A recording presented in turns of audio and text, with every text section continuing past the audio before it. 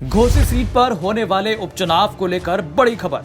UP BJP ने उपचुनाव में प्रत्याशी को लेकर लगा दी मुहर। दारा सिंह को घोसी से प्रत्याशी बनाएगी बीजेपी। जी हां, समाजवादी पार्टी को छोड़कर बीजेपी में आए दारा सिंह को प्रत्याशी बनाने पर यूपी बीजेपी की कोर कमेटी ने अपनी मुहर लगा दी है। हालांकि अंतिम फैसला आलाकमान लेगा, लेकिन 10 अगस्त की शाम हुई बीजेपी की कोर कमेटी की बैठक में दारा सिंह के नाम को आलाकमान के पास भेजने पर मुहर लगा दी गई। इसी के साथ आपको बता दें कि घोसी में 5 सितंबर को उपचुनाव होना है। माना जा रहा है कि योगी मंत्रिमंडल के पहले विस्तार में दारा सिंह चौहान कैबिनेट मंत्री की शपथ ले सकते हैं। इसी मंत्रिमंडल विस्तार में ओम प्रकाश राजभर भी बतौर कैबिनेट मंत्री शामिल होंगे। दारा सिंह चौहान 2022 के उत्तर प्रदेश विधानसभा चुनाव से पहले समाजवादी पार्टी में शामिल हो गए थे और वो चुनाव जीतकर घोसी से विधायक बने, लेकिन पिछले महीने ही उन्होंने पार्टी और विधानसभा से इस्तीफा देते हुए घर वापसी की थी।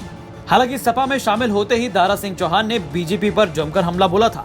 उन्होंने कहा था कि जब साल 2017 में बीजेपी की सरकार बनी तो ये नारा दिया गया था कि सबका साथ सबका विकास, लेकिन साथ तो सबका लिया, विकास कुछ चंद लोगों का ही हुआ।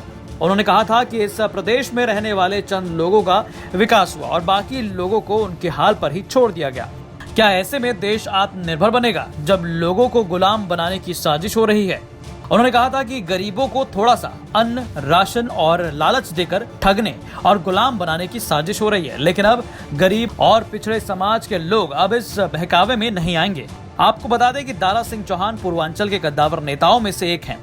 दारा सिंह ने अपना राजनीतिक सफर बसपा से शुरू किया था। वो साल 1996 और साल 2000 में राज्यसभा सदस्य भी रहे।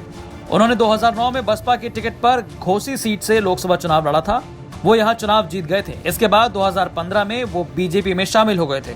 उन्होंने 2017 के विधानसभा का चुनाव लड़ा था। इसके बाद वो 2022 में बीजेपी से समाजवादी पार्टी में आ गए थे। बहरहाल अब बस अंतिम मुहर का इंतजार है। बाकी इस सीट को लेकर समाजवादी पार्टी की तैयारी तेज है। सपा की ओर से सुधाकर सिंह को लेकर चर्चा तेज हो रही है।